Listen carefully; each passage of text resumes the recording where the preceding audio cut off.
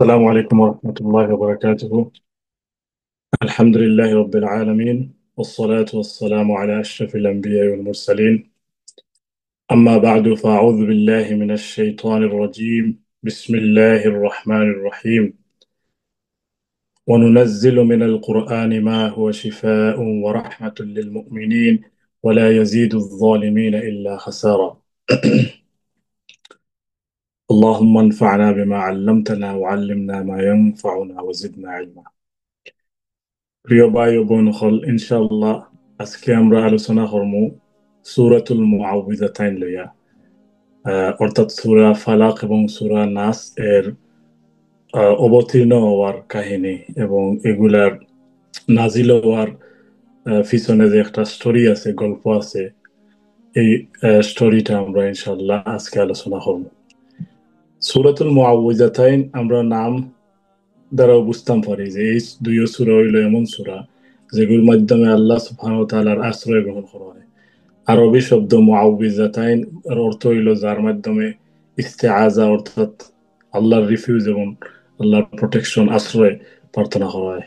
নামেও বোঝা যায় এই দুইটা সূরা এমন সিগনিফিকেন্ট যে এগুলো আমরা সব সময় পড়িয়া নিজের প্রোটেকশন এবং নিজের আল্লাহর কাছে আশ্রয় চাইতাম। আমি মনে করি এই দুইটা সূরা আমরা লাগে বডিগার্ড আল্লাহ। আমরা এই দুইটা সূরা যে সময় পড়বো আমরা মনে করলাম আর কি যে আমরা লোকে বডিগার্ড আছে আর কিছু হার্ম করতে পারতাম। এর লাগে আমরা সবাই এই দুইটা সূরা আপনার মুখস্থ অবশ্যই করতাম, শুদ্ধভাবে মুখস্থ করতাম, এবং এই সূরার কাহিনী, নাজিল হওয়ার কাহিনী, এই সূরার মিনিং এবং তাফসীর এবং এই সূরার তাৎপর্য সবগুলা আমরা সব মুসলিমের এগুলা জানা উচিত। ইনশাআল্লাহ আমরা আজকে এবং পরবর্তীতে এই সূরা সম্পর্কে ইনশাআল্লাহ আমরা আলোচনা করব বিস্তারিত। সো এই সূরা দুইটা নাজিল হওয়ার, সূরা ফালাক এবং সূরা নাস নাজিল হওয়ার যে আহ, বিস্তারিত ঘটনা আমরা তখন তালাশ করি, তখন আমরা পাই যেমন ইমাম কুরতুবী রাহিমাহুল্লাহ তার তাফসীরের মধ্যে এই সূরার নাজিল হওয়ার বিস্তারিত কাহিনী আলোচনা করছেন। তাই হল যে ইমাম বুখারী এবং ইমাম মুসলিম সহিহাইনের মাঝে এই ঘটনা আনছেন যে আয়েশা রাদিয়াল্লাহু তাআলা বর্ণনা হয়েছে আল্লাহর রাসূল সাল্লাল্লাহু আলাইহি ওয়াসাল্লাম রে একবার জাদু করা হয়েছিল, সেহের করা হয়েছিল। আর এই সেহেরটা একজন ইয়াহুদি যার নাম আসলো লাবিদ ইবনুল আসাম, এবং হে বনি জুরাইক গোত্রের মানুষ আসলো, হে আল্লাহ রসুল সাল্লাল্লাহু আলাইহি ওয়াসাল্লাম রে জাদু করছিল। এই জাদু করার প্রভাবের কারণে আল্লাহ রসুল সাল্লাল্লাহু আলাইহি ওয়াসাল্লামে কোনো জিনিস খরা বাদে তাই বলি লিতা তান মনে হইতো একটা জিনিস করিলছেন অথচ করছেন না, অথবা মনে হইতো যে এটা করছেন না কিন্তু এটা করিলছেন। আহ, এটা কিন্তু ওয়ার্স্ট ফর্ম অফ সিহির, মানে খুব বাদ একটা সিহির যে মানুষের লাইফ রে কমপ্লিকেটেড মেসড আপ বানাইলে, যে মানুষ সবসময় কনফিউশনের স্টেটে থাকে, যে অরিজিন জিনিসটা কিন্তু করছে না। তো এই বিষয়টা হয়েছে একবার আল্লাহ রসুল ইসলামের লাইফও। সো আল্লাহ রসুল ইসলামে এটা আয়েশা রাদিয়াল্লাহু আনহা শেয়ার করছেন যে ওলা ওলা বিষয় কোনো জিনিস করা বাদে মনে হয় একটা করিলছি কিন্তু আসলে করছি না ওলা।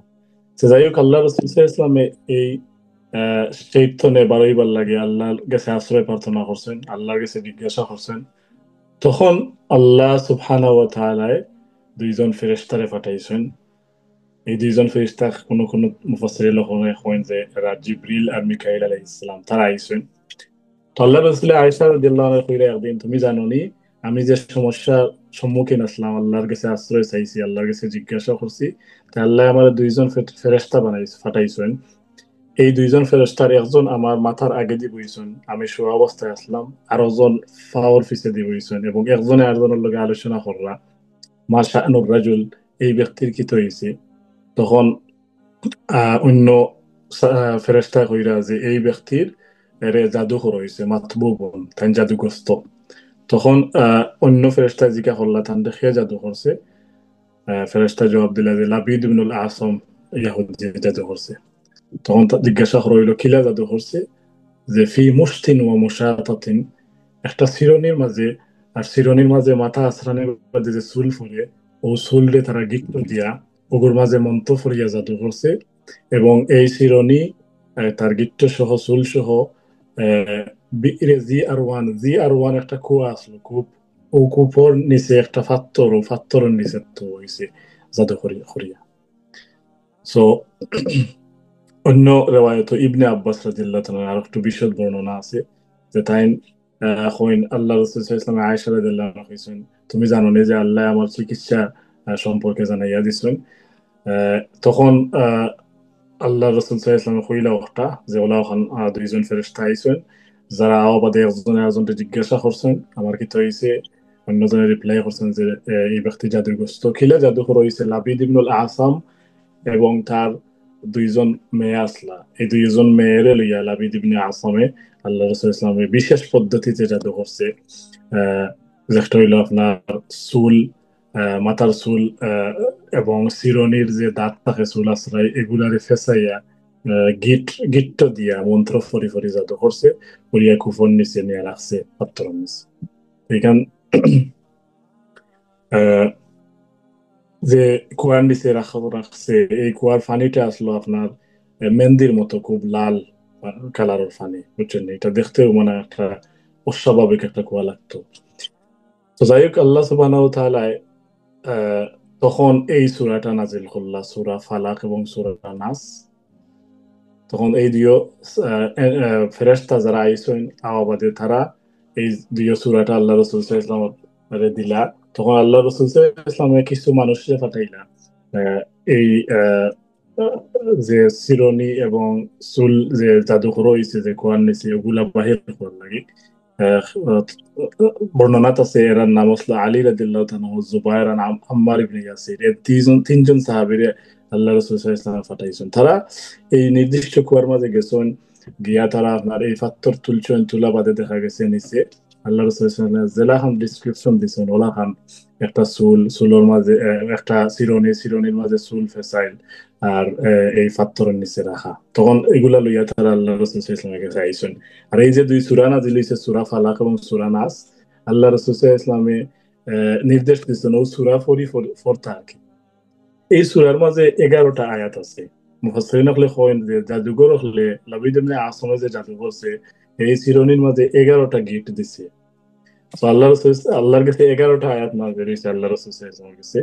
আল্লাহ রাসূল সাল্লাল্লাহু আলাইহি ওয়াসাল্লাম যে সময় এই সূরা পড়লা, যে সময় এক নম্বর আয়াত পড়েন একটা গিফট খুলে, আর এক নম্বর আয়াত পড়েন আর একটা গিফট খুলে, ওলা খান 11টা আয়াত পড়ছেন সূরা ফালাক এবং সূরা নাসর, এবং এই 11টা গিফট এই জাদুর খুলছে। তখন আল্লাহ রাসূল সাল্লাল্লাহু আলাইহি ওয়াসাল্লাম যে সময় একটা গিট খুলতো কিছু আরাম পাইতা, আর একটা আরো বেশি আরাম পাইতা। 11টা গিট খোলা বাদে আল্লাহ রাসূলের বোঝা গেছে যে মানা থান সব গিট খোলা বাদে তাই পুরা শান্তি পাইছে। এই সূরাটা নাজিল হইছে এই ঘটনার প্রেক্ষিতে, বুঝছেন এই বিষয়ে। সেই সূরা নাজিল হওয়া বাদে আল্লাহ রাসূল সাল্লাল্লাহু আলাইহি ওয়াসাল্লাম সেহেরর চিকিৎসা করলা, জাদুর চিকিৎসা করলা, এবং এই সূরার মাধ্যমে আল্লাহ রাসূল সুস্থতা পাইলা এই দুইটা সূরার মাধ্যমে। তো সূরাটার মাঝে 11টা আয়াত আছে। জাদুঘরে 11টা গিট্ট দিয়ে করছিল, 11টা আয়াত পড়া বাদে সবগুলা আসান হয়ে গেছে, আল্লাহ রাসূল সাল্লাল্লাহু আলাইহি ওয়াসাল্লাম সুস্থতা পাই গেছেন। এই ঘটনার মধ্যে আমরা আরো একটা জিনিস পাইলাম, যে আমরা যে মাথা আছড়াই, চুল যে পরে বা চিরুনি, এগুলা আমরা যাতে একটু একিয়া লেজে চাহানো রাখি না। কারণ যে কোনো জায়গাত পাইলে সেও আমরা শরীরের অংশ দ্বারা জাদু করতে পারে। বিশেষ করে চুল দ্বারা এই রেওয়ায়ত আছে যে জাদু করা হয়েছে। আর অন্য বর্ণনাত আছে যে আল্লাহ রসুল সাল্লাল্লাহু আলাইহি ওয়াসাল্লামের কাছে এক গোলাম আসলো, যে আল্লাহ রসুলের খাদিম আসলো, হেল্প করতো, কর্মচারী লাগান। তখন হে আপনার এই চুলটা আল্লাহ রসুল সাল্লাল্লাহু আলাইহি ওয়াসাল্লামের মাথা আসরানি বাদে হে চুলটা কালেকশন করছে, আর চিরন কালেকশন করিয়া নিয়ে ইয়াহুদি টেন দিছে, এবং এই ইয়াহুদি জাদু করছে। এর লাগে আমরা রচিত হইল মাথা আসরানি বাদে যে চুল পরে বা নৌক আছে এগুলা আমরা জেসা খানো বা জেসার কাছে না দেওয়া। কারণ কোন জাদুঘরে যদি পায় সে আমরা ক্ষতি করতে পারে, জেলাখানিরও ক্ষতি করা হয়েছে। আর আরেকটা জিনিস আমরা বুঝলাম এই ঘটনার দ্বারা, যে জাদুঘরে তো হে মন্ত্র ফরিয়া জাদু করে, তো মন্ত্র হইল গিয়া শয়তানোর কথা, হে শয়তানোর কথা করি ফরি ফরি জাদু করে। আর আমরা যে কোরআনের মাধ্যমে রুকিয়া করি, একটা হইলো খার কথা, একটা হইলো আল্লাহ সুবহানাহু ওয়া তাআলার কালিমাত, আল্লাহ সুবহানাহু ওয়া তাআলার আয়াত। শয়তানোর কথা আল্লাহ সুবহানাহু ওয়া তাআলার আয়াতের লগে কম্পেয়ার করলে নাথিং, শয়তানোর কোনো পাওয়ার। শয়তানের কোনো ক্ষমতা নাই। সে জাদু করে যে জাদু করে আমরা দেখিয়া ভয় পাওয়ার কিছু নাই। কোরআন এটা রইল ট্রিটমেন্ট। জাদুর মন্ত্র কোরআনের আয়াত পড়লে একবারে দুর্বল হয়ে যায়, এটা কোনো শক্তি থাকে না। বুঝছেন এই বিষয়ে? কারণ আল্লাহ সুবহানাহু ওয়া তাআলার কালামর এত পাওয়ার, শয়তানের কথার কোনো মূল্যও নাই। আল্লাহ কোরআন শরীফে বলেন, ইন্না কাইদাশ শাইতানি কানা দাঈফা, নিশ্চয় শয়তানের এই পরিকল্পনা, শয়তানের কুমন্ত্রণা এগুলা খুব দুর্বল। আল্লাহ সুবহানাহু ওয়া তাআলার কালিমাত এবং আল্লাহর এগুলা খুব দুর্বল, কোনো পাওয়ার নাই এগুলা। সো এই দুইটা সূরা নাজিল হইছে এই বিশেষ ঘটনার প্রেক্ষিতে। আর এই দুইটা সূরা ওলা খান আপনার আল্লাহ রসুল সাল্লাল্লাহু আলাইহি ইসলামে তাই ওলা খান এগুলার উপরে আমল করতা। আল্লাহ রসুল সাল্লাল্লাহু আলাইহি ইসলামের যে সময় বিছানার মধ্যে যাইতা, তাই এই দুইটা সূরা, সূরা ফালাক এবং সূরা নাস এবং সূরা ইখলাস ফরিয়া তাই আতর মাঝে ফু দিতা, ফু দিয়া সারা শরীরের মাঝে যতক্ষণ টানাত যায় তাই আহ, সারা শরীরের মাঝে যে করতা ফু দিয়া মালিশ করতা, যে করতা আর কি। তো এগুলোর মাধ্যমে আপনার শরীরটা প্রোটেকশন হয়ে যায়, আর কোনো জাদুঘরের জাদুয়ে আর কোনো ক্ষতি করতে পারে না আমরা। তো আমি এর লাগেও কই যে সূরা ফালাক আর সূরা নাস আপনার একটা আমরা লাগে বডিগার্ড আল্লাহ, এই দুইটা সূরা যদি আপনি পড়িলেন শরীরটা থামাইলেন, তাহলে আর কোনো জাদুঘরের কোনো ক্ষমতা নাই আপনার ক্ষতি করতে। বুঝছেন এই বিষয়? ঠিক তদ্রুপ ভাবে আমরা বুঝলাম যে কেউ যদি দুর্ভাগ্যক্রমে আনফরচুনেটলি জাদুগ্রস্ত হয়ে যায়, জাদুর শিকার হয়ে যায়, তাইলে এই দুইটা সূরার মাধ্যমে ট্রিটমেন্ট করতো, তার চিকিৎসা করতো, যেটা খান আল্লাহ রাসূল সাল্লাল্লাহু আলাইহি ওয়াসাল্লাম করছেন। সে কন্টিনিউয়াসলি এই দুইটা সূরা তার শরীরে পড়তো, জাদুর আছে ইনশাআল্লাহ আস্তে আস্তে দূর হয়ে যাব এবং হে শিফা পাইল। সো এই হলো এই সূরা দুইটা নাজিল হওয়ার প্রেক্ষাপট এবং ঘটনা। তো ইনশাআল্লাহ আমরা পার্ট 2 এর মাঝে এই সূরার সংক্ষিপ্ত মিনিং এবং তাফসীর আলোচনা করব, এবং আমরা কিলাখান এই সূরারে নিজের প্রোটেকশনের লাগে, নিজের আহ, দৈনন্দিন প্রোটেকশন এবং নিজের সুরক্ষার লাগে এই সূরাগুলোরে আমরা আমল আনতাম পারি ইনশাআল্লাহ। আমরা পরবর্তী ক্লাসে আমরা আলোচনা করব। আল্লাহ সুবহানাহু ওয়া তাআলা আমরা সবাই তৌফিক দান করুক। بارك الله لنا ولكم في القرآن العظيم ونفعنا وإياكم بالآيات والذكر الحكيم.